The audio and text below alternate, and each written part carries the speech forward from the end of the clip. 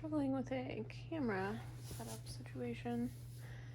Hopefully this will get everything in. We are switching to Spinal Anatomy. So the first thing on top of that is the vertebral column. Vertebral embryology develops in the mesoderm. The notochord guides the development of the vertebral column and the spinal cord. The notochord gives rise to the nucleus pulposus of the intervertebral disc. The notochord persists as the nucleus pulposus. Condensations of mesoderm around the notochord, called somites, are formed. From the somites develop the following: sclerotomes, from which the vertebrae develop. 3 primary ossification centers: centrum for the body, right and left halves for the neural arc. 5 secondary ossification centers for the spinous process, right and left TPs, upper and lower vertebral end plates. Myotomes, from which muscle develops. Somatic skeletal muscle, splanchnic, smooth muscle, epimere, extensor muscles, hypomere, flexor muscles. Dermatomes, from which the dermis is developed. Chondrification, mesoderm is replaced by cartilage. Ossification, cartilage is replaced by bone. Intramembranous, bone is formed within a membrane. Intracartilaginous, bone is formed within a cartilage. Can still see? Oh, gotcha. Alright. Typical vertebrae. Large, weight-bearing body anteriorly. 2 pedicles posterolaterally. 2 TPs laterally. 2 laminae forming the neural arch. 1 spinous process posteriorly. Superior articular process with its facet facing backwards. Inferior articular process with the facet facing forwards. Pars interarticularis between the superior and inferior articular processes. Vertebral foramen behind the body. Let's look at the pictures for a minute. Get all the words in.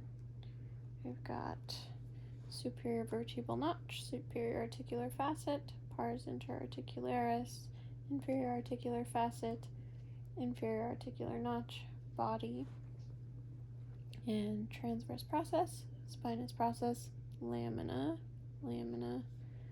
pedicles, and rim epiphysis. Vertebral foramen.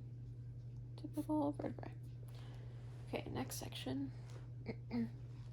Regional vertebral characteristics. Cervical, rectangular body, bifid spinous process, transverse foramina in the transverse process, which possess anterior and posterior tubercles.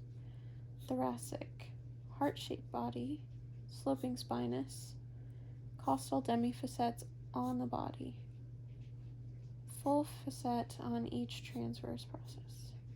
Lumbar, kidney-shaped body, quadrangular spinous process, mammillary multifidus insertion, and accessory processes.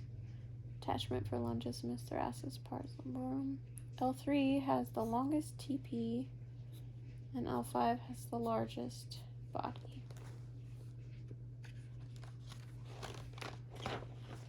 Let's take a look. Pictures. Okay.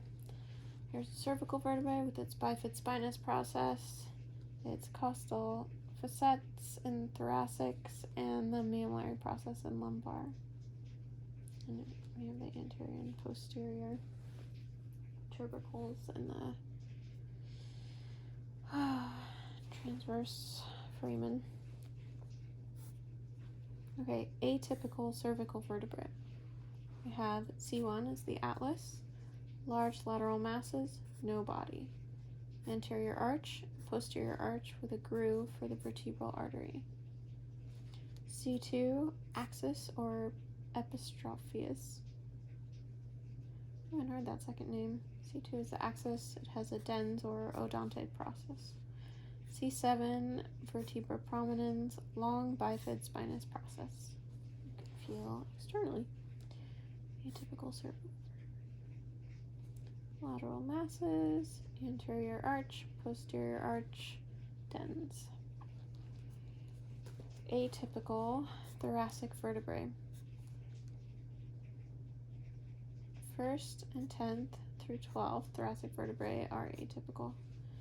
T1 spinous process is almost horizontal. T10, the costal facet on the TP is small. T11, no inferior costal facet on the body and no transverse costal facet. T12 has a reniform body and no inferior costal facet. Atypical lumbar vertebrae. 5th lumbar vertebrae is atypical. Its inferior articular facet faces anteriorly instead of laterally.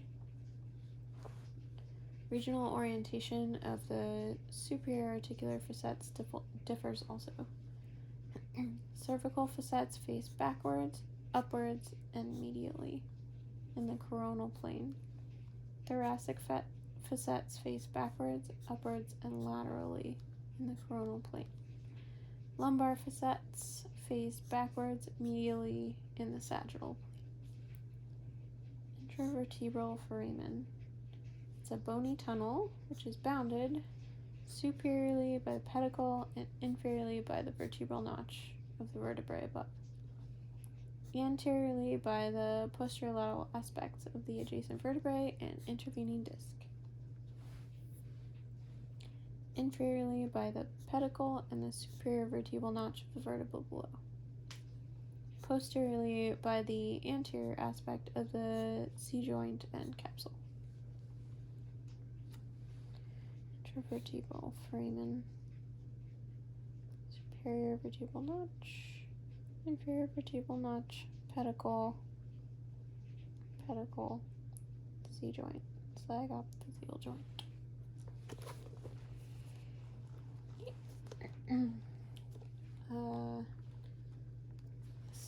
We're still doing the intervertebral foramen, so it contains the spinal nerve roots, dorsal root ganglion or DRG, spinal artery, veins, 2 to 4 sinovertebral nerves, fat, and transforaminal ligaments.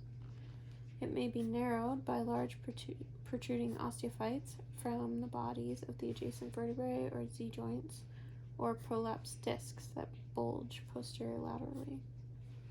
Spinal nerve roots may be irritated by inflammatory chemicals released from internal disc disruptions, associated with displacement of nucleus pulposus through damaged rings of the annulus fibrosis, or more rarely compressed by posterolateral disc bulge. The shape of the intervertebral foramen differs regionally. The IVF is oval in cervical, inverted pear in thoracic, inverted pear in lumbar. The relative size of the spinal nerve in the intervertebral foramen also differs regionally. 1/5 in the cervical region, 1/12 in the thoracic, and 1/3 in the lumbar. It's probably tiny in the thoracic for the sake of all the mobility there. I don't know. Alright, let's see what time we're at. We're at 9 minutes. I really like to stop at 10. Yeah, we've done a good amount. Alright.